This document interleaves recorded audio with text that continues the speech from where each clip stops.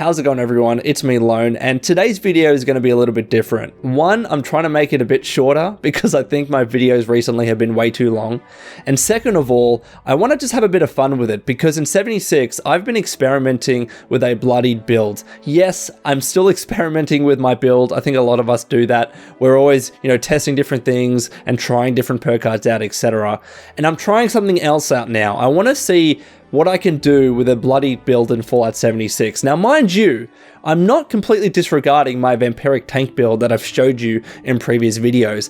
In fact, what I'm creating is what I believe to be a really balanced build that's going to allow me to swap between being a vampire tank and a bloodied character. So essentially, the way I've set up my special attributes, it allows me to swap in and swap out the perk cards that I need to become a vampire tank and to become a bloodied character. I'm not quite ready to show you the full build in its entirety, but what I want to do in this video is show you the bloodied portion of it and see the kind of damage output and DPS that I can get against hard enemies in the game. So we have some Scorchbeast gameplay in here. We're going to verse a Mirelurk Queen, a Supermutant Behemoth, some Scorchbeasts, and pretty much any other enemy that we can find along the way, because the damage output of these bloodied builds are insane, especially when it's a heavy build, and especially when you've got a bloodied plasma or Gatling plasma like I do in the game. And I want to shout out Chimmy for giving me that weapon. Just he's given me so much stuff, I can't thank him enough.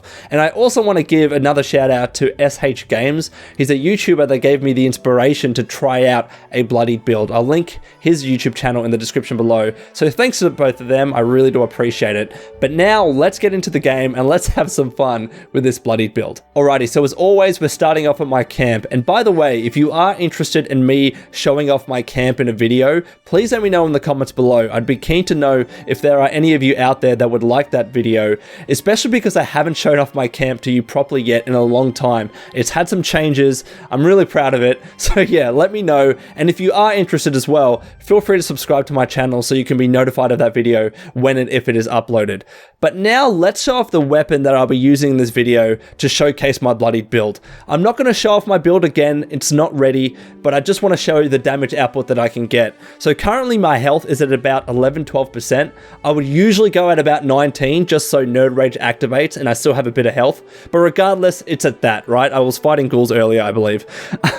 So I've got two bloodied heavy guns. I've got a bloodied ultrasight Gatling laser, which with all of the effects and perk cards and mutations, etc., has a damage output of 164, which is awesome.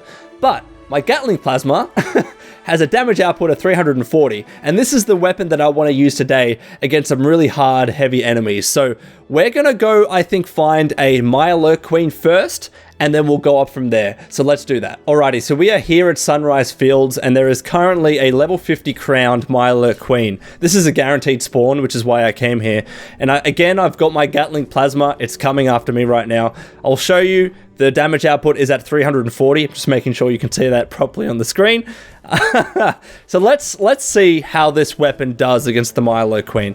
I've got some mods on this Gatling plasma as well to improve its range and recoil.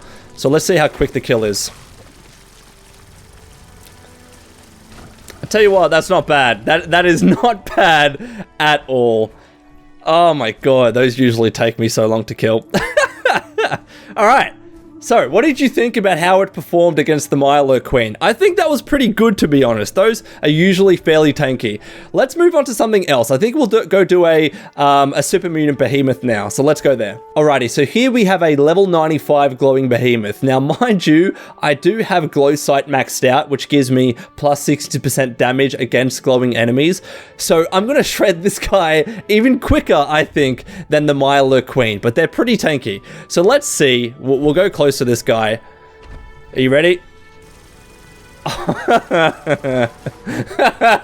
that was great. I really enjoyed that. So we used less bullets on that than the Mirelurk Queen. I think before we used about 40 plus bullets on the Mirelurk Queen, and that was only about 20-ish. So great. We know, obviously, again, I had Glow Sight on. If I unequipped that, it would have taken a little bit longer, but That's how this weapon does against a glowing level 95 Behemoth. Now let's find some Scorchbeasts. Those are always fun to fight. Alrighty, we're at Forward Station Delta. This 65 Scorchbeast has just landed. Let's melt it. Honestly, that used, oh man.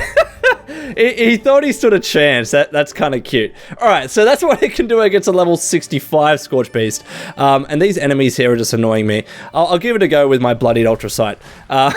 So this is like the weapon that I use just for fodder enemies, like, you know, ghouls and scorched and stuff like that. But when it comes to the big boys here, like Scorchbeast and all that, I use my Gatling Plasma. And now what I want to do is swap to gameplay against a really hard enemy. So I want to show you what it's like with this weapon to fight against the Scorchbeast Queen. Alrighty, so here's footage of me fighting the Scorchbeast Queen with a bunch of other people, right? Now, there's obviously a lot of people shooting this thing, but you can at least see the damage counter that I'm getting against the Scorchbeast Queen. So 36s for regular shots, 54s for criticals against the head, and you can just see how much damage it's doing, especially when it lands. The health of the Scorchbeast Queen, in addition to everyone else of course, is going down fairly fast, which is awesome. If I was versing this thing on my own, it obviously wouldn't be as fast, but there is still a lot of damage being done with this Bloodied Gatling Plasma. So if I was ever going to do a Scorchbeast Queen run on my own, this would absolutely be the weapon that I use. Alrighty, Wastelanders, thank you so much for watching this video until the end. Again, let me know in the comments if you would like to see that camp video from me, and indeed any other Fallout 76 video. I'm always keen to see your ideas. And until next time, this has been the Lone Vault Wanderer. Please take care of yourselves, and would you kindly keep fighting the good fight.